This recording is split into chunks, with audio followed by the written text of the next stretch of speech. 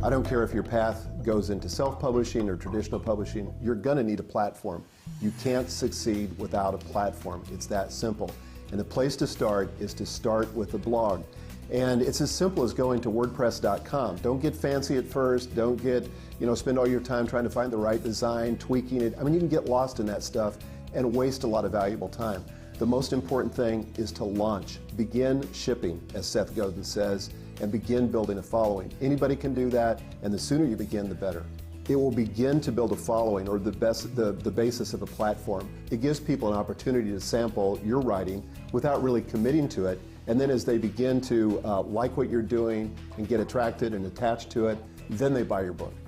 I only spend about 30 minutes a day on social media. I'm very deliberate about it. I'm very strategic about it. I use the best tools that are out there, tools I reveal actually in the book, things like Hootsuite and Buffer app. But it's a way for me to consolidate my social media time in the mornings, usually early in the morning. I buffer the tweets that I'm going to be sending out during the day.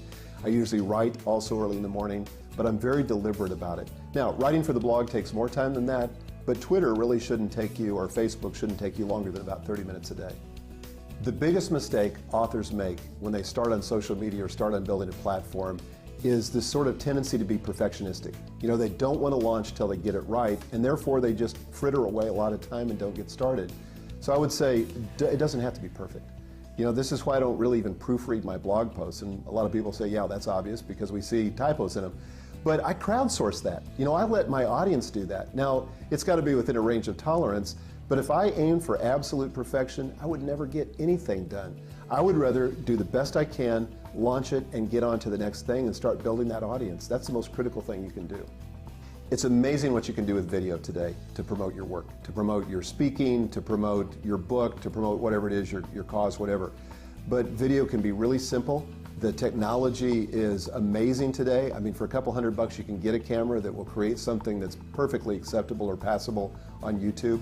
And YouTube is ubiquitous. I mean, it's the most search site out there except for Google, and authors can take advantage of it and use this, harness the power of video to sell their book and make people aware that maybe would be caught with video that wouldn't be caught with a blog post.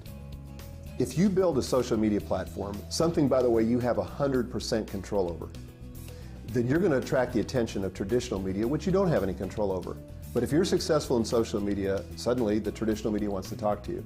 I've had all kinds of requests for interviews from newspapers, television, radio, as a result just of my success in social media. So the one leads to the other. At the very least, they complement one another. And so you've got to be prepared as an author for traditional media as well as social media. And I actually have a chapter on that. How do you prepare for a radio or television interview? I go into detail on that.